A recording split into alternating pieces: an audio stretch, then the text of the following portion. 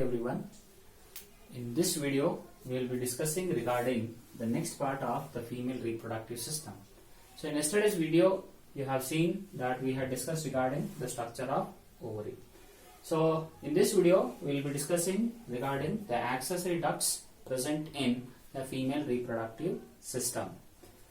So the first accessory duct, which is very close to the ovary, is called the oviduct or fallopian tube, or it is called as uterine tube. The fallopian tubes are being derived from the Mullerian ducts. The Mullerian ducts are those which are being seen during the embryonic development. So those Mullerian ducts will get converted into the oviduct or the fallopian tube. So these fallopian tube are being present in or they are being located in the abdominal cavity of the female reproductive system. Each fallopian tube is around 10 to 13 centimeters long and around 0.5 to 1.2 centimeters in diameter. So this entire fallopian tube or oviduct is lined by mucous membrane, and along with that it also consists of the cilia. So if you look after the layers present in the oviduct, there are mainly presence of 3 layers. So among them, one of the layer consists of the muscles. So these muscles undergo peristaltic movement. So this peristaltic movement, along with that of the beating of the cilia, helps the secondary oocyte, which is being released from the ovary, to reach to the uterus. Now in case of this entire oviduct, the entire oviduct is being divided into 4 parts. The first one is called as infundibulum, second one is ampulla, third isthmus, and fourth uterine part.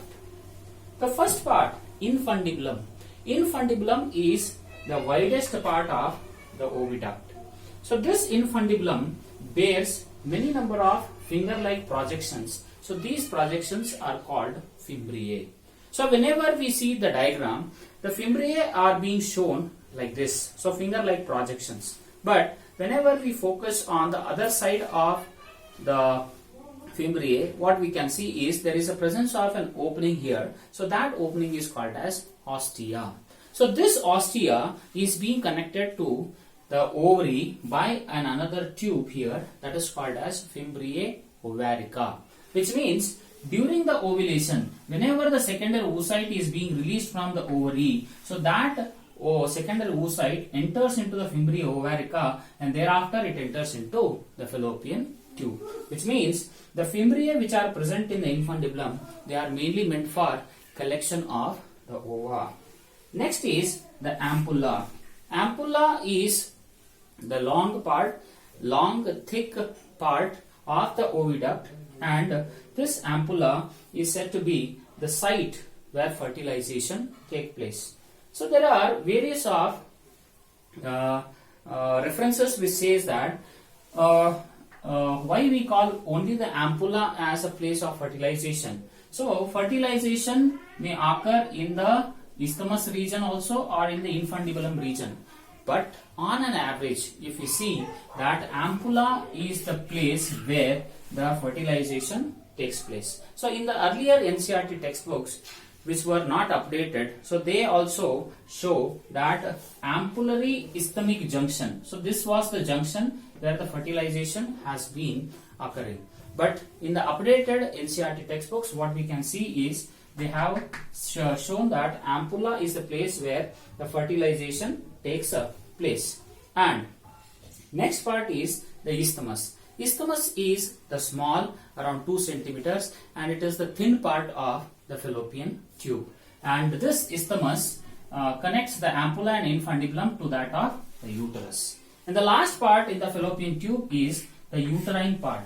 So uterine part is also called as intramural part. So this uterine part, so this is the location of the uterine part. So this part of the fallopian tube connects the fallopian tube to that of the uterus. So that is regarding the fallopian tube or the oviduct.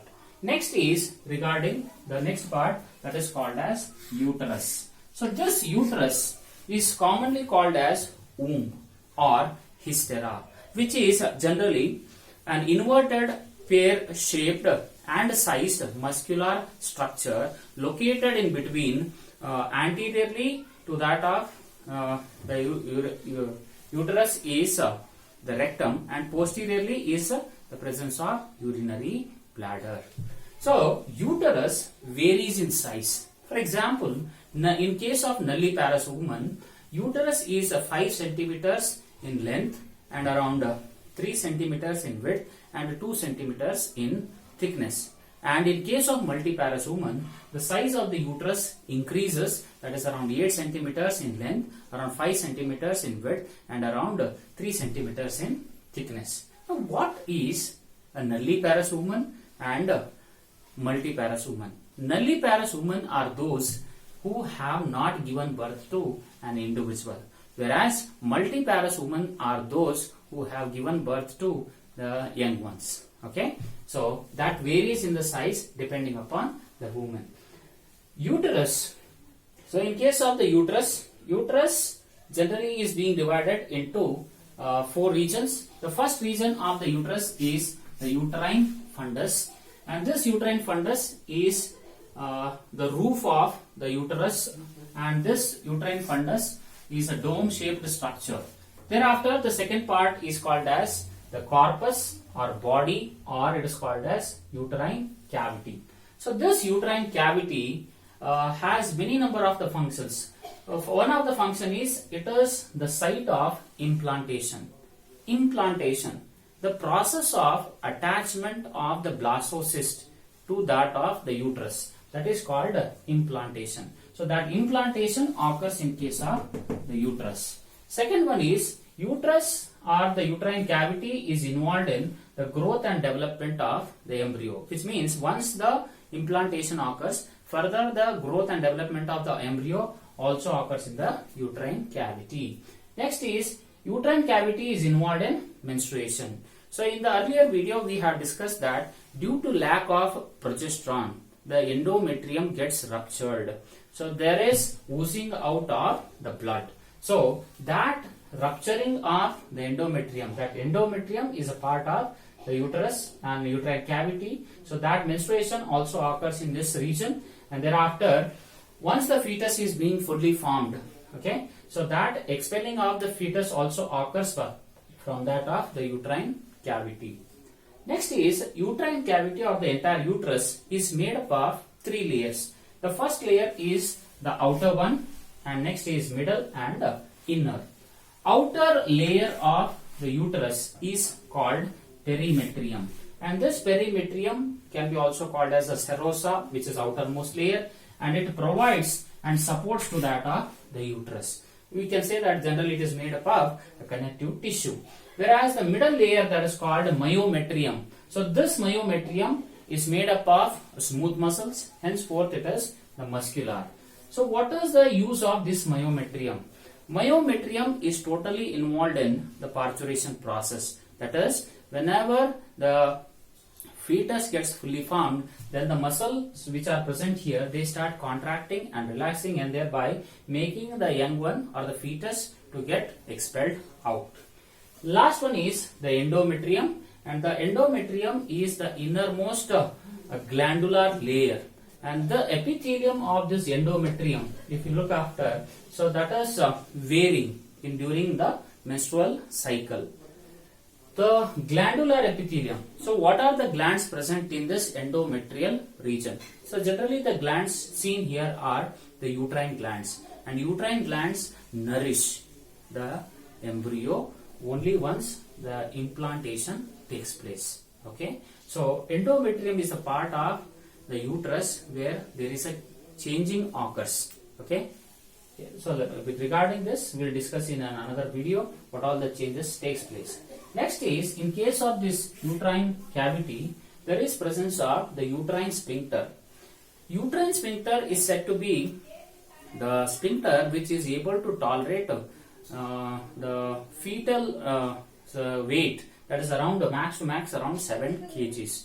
Now, if generally if you look after each fetus which is being growing inside the uterus, whenever it is completely formed, it weighs on an average of 2.5 kgs.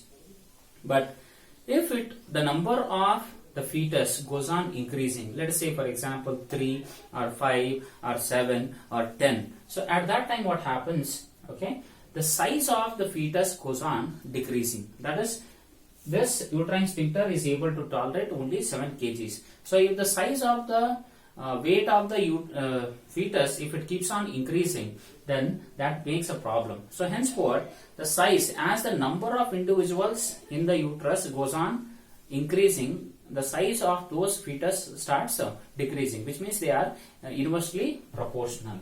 So this is regarding the uterine cavity. So next is the cornua. Cornua is also called as uterine horn. Uterine horn, because they are being present in the left and right side of the uterine cavity region. So they appear to be like horns. So that is called as cornua. And cornua is the part of the uterus which connects the uterine cavity to fallopian tube. Last one is the cervix. So cervix is the posterior part of the uterine cavity. And this cervix consists of the two openings. The first opening is here. So this is called as internal orifice, and the second opening is here. So this is called as external orifice. Internal orifice connects uterus to cervix, and external orifice connects cervix to the vagina. And the place which is being present in between these internal and external orifice, that is called as cervical canal. Now, what is the function of cervical canal or cervix? Cervix is generally lined by a mucous membrane, and it generally functions or secretes mucus. So this mucus changes during the gestation period. Okay, so the mucus secreted by the cervix during the gestation period increases, and the quality of the mucus also becomes much more stickier. So once the sticky mucus is being deposited over the cervical canal, it prevents the entry of the sperms into that of the uterus. So that is about the cervix. Okay. So next part after the uterus is the vagina. Vagina is flexible, muscular part of the female reproductive system, which is around 7.5 centimeters long. And this vagina generally consists of many number of the thin folds. So those folds are called as vaginal rugae. And once a female gives birth to an young one, so these vaginal rugae, the foldings which are present, they become disappeared.